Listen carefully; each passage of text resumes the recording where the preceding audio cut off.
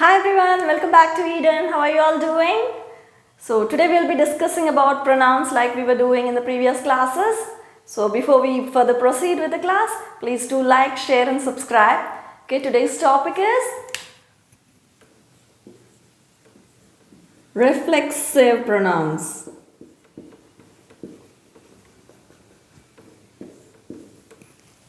So what reflexive pronouns are? So we have been discussing about different types of pronouns, isn't it? So what are these reflexive pronouns? Reflection or reflexive, that indicates that it is talking about a previously mentioned subject.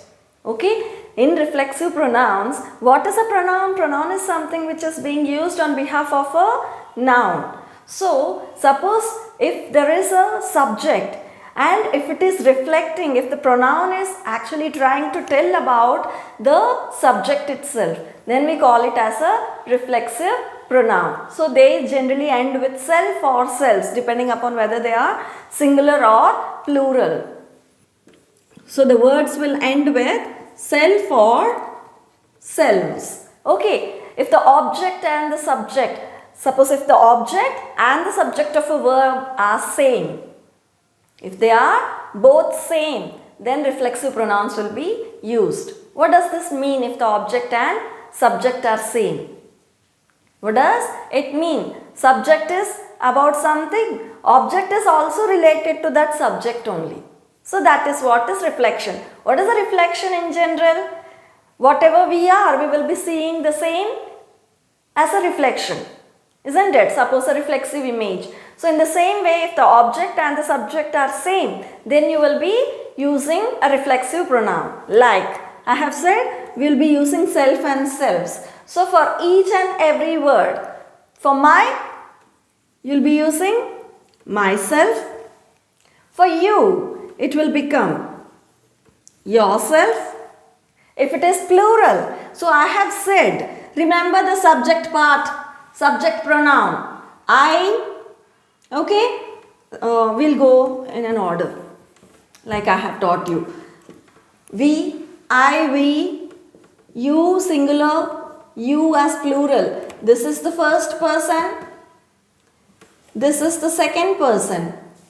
First person singular, first person plural, second person singular, second person plural, and third person, he, she, it.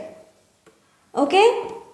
He, she, it, third person singular, and they is third person plural.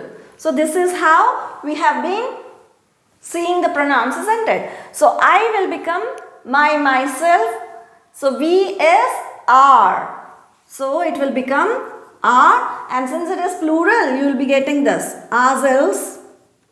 You singular will become yourself. You plural will become yourselves. Yourselves. He will become him. So it is himself. She will become her. It is herself. It is itself. Then they will become them. So therefore it is themselves. Right? So these are all the reflexive pronouns. That means if the subject and the object are same, the reflexive pronouns are used. Now we will see some example sentences wherein you will be getting a clear idea of what they are. So here you have understood, isn't it? Reflexive pronouns are something where it will reflect the same subject. It will be talking about the subject itself. Okay? Now look at the sentence. Some Janu shook herself away.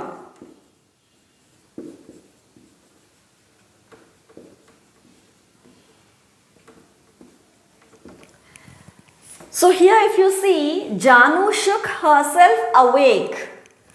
This herself is talking about whom? This is the, see, Janu shook herself. So this is the subject. First of all, you identify the verb. This is the verb, isn't it? This is the verb. Who shook? Who shook? Janu. So this will become your subject. This is your subject. Okay, who shook whom? Herself. Herself. This is what is the object. So here if you see Janu and object, both this and herself are referring to one. The subject and the object are referring to the same person. They are same. So that is called as a reflexive pronoun. And you can easily identify reflexive pronouns with self. There is a contradiction, means this particular herself will be seen in some other pronoun also. I will be explaining you that also in the next case. But here you just remember self and selves will be used along with reflexive pronouns. Okay. So Janu shook herself awake means she was just shaking and just she woke up. Okay. That means she is doing the action. Right. So that is what is the reflexive pronoun. Now we'll see few examples like this. Okay, so you can say I bought myself. So when I am using I need to use, or else I'll just put as a blank for a while and then see like how far you will be able to fill it. So I bought myself a new pen. So the subject is, here the verb is nothing but bought. Buying is the verb. I am doing some action. So this is the verb. Who bought it? I bought it. So this is the subject. Who bought it for whom? Whom is it by? For whom did they buy? I buy the pen. I bought it for myself. So this myself is nothing but the object. So you can see here the subject and the object are same. So this is nothing but reflexive pronoun. This is a reflexive pronoun. Did you understand this again? So when we are using I, it should be accompanied with myself. When you used Janu, so Janu is some girl, she, that is third person. So with third person, if it is she, you will be using herself. If it is he, you will be using himself. If it is a thing, you will be using itself. Isn't it? So here I is first person singular. So I am using myself. Now let's see one more example. Now this you try out. Okay? Suppose he thinks great of dash. He thinks great of dash. So you need to identify the verb first. What is the verb here? What is the action being done? Thinking. So thinks is the verb. You have identified it easily. Now who is thinking? You need to ask a question, isn't it? So that is how you need to find the subject. Who is thinking? The subject, he is thinking. So this is the subject. He is thinking great of whom? He is thinking great of whom? He is thinking great about? What do you use? You need to use when it is he, third person singular. When it is he, it will be him. So it will be himself. So this blank is he thinks great of himself. Understood?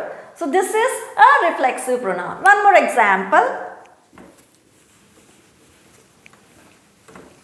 So we should not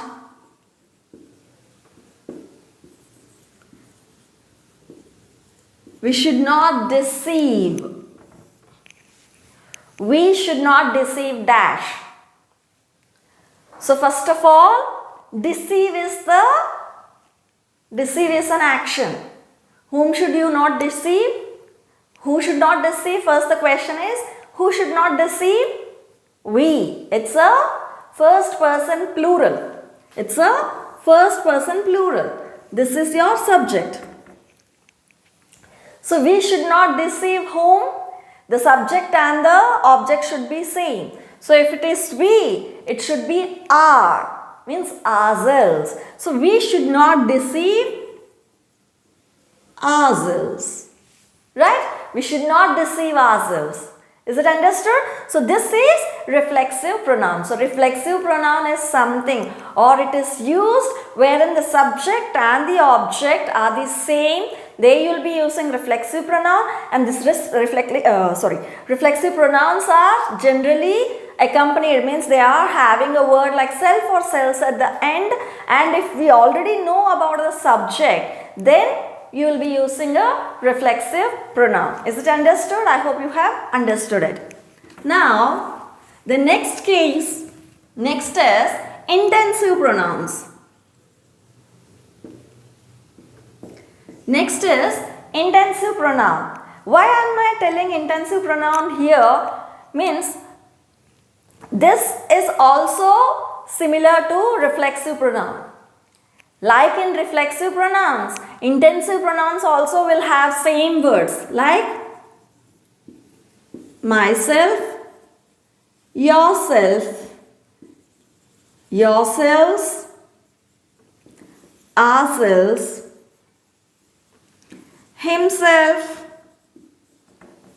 herself, okay, themselves, and itself.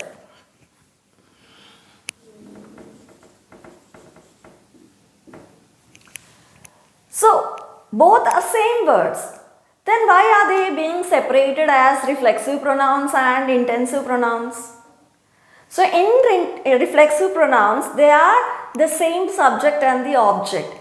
In intensive pronouns, it will be intensifying from the name. It will be intensifying the subject, means showing more emphasis on the subject.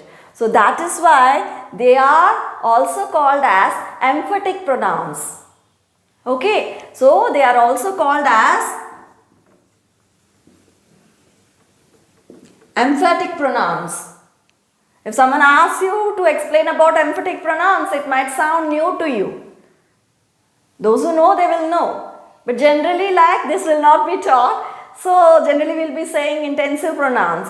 So those who doesn't know, like it might seem to be new, but it is nothing but it is bringing an emphasis on the subject. It will emphasize the previously mentioned person or people. So whomever we are talking about, we will be emphasizing. That means we will be intensifying about that.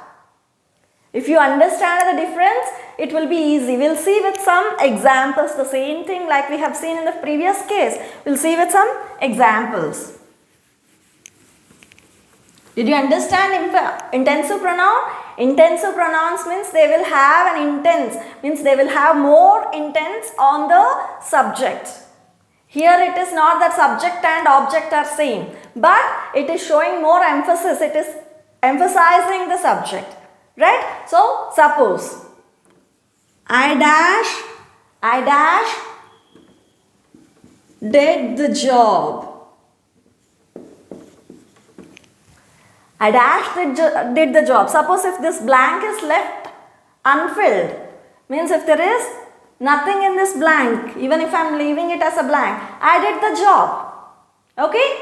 I did the job. That indicates that I did the job. But if I say, because it is I need to use myself. I myself did the job. If I am intensifying the subject, I myself did the job. Who did the job? I myself. I did it on my own, by my own. Okay? So that is emphasizing the subject. That is called as intensive pronoun. Suppose I am using some other thing. He dash built a house. Suppose if I say he built a house. Yeah, he built a house means it can be like he got it built. Okay, or anything like that. But if I say he built a house, he himself built a house means the entire thing he did it on his own. He himself built a house. So that is the emphasis. Because it is he, will be using himself. So if you notice, the words are same like in previous case. Like in reflexive pronouns, intensive pronouns are also myself, himself and all. Suppose, now, if I am just saying, Benny built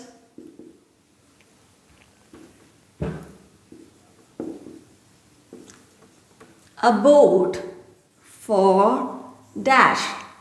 What do you use? Benny built a boat for dash means here, who is this? Is it a female or a male? So it's a boy. Boy, is it first person, second person or third person? You need to identify. Benny means we are talking about some X. So that is some third person. So third person and singular. Is it one or many? So only one. So third person singular and male. So it is something like he. So when you are using he built a boat for, you will be using himself. He built a boat for himself. He is building a boat for himself. Right? Similarly, now you need to tell me, okay, you filled up the blank. He built a boat for himself. But which pronoun is it? Like I have told, this is a task. Okay, let me write all the 3 sentences which I thought of giving. This is one. I have filled it already. Next, my mom bakes cake herself. My mom bakes cake. So my mom bakes cake. My mom bakes cake herself. Okay? Right. Similarly, the mayor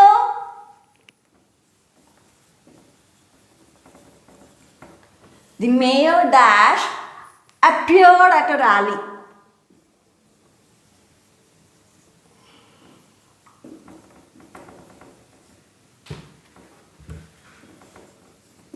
So the mayor is about a third person.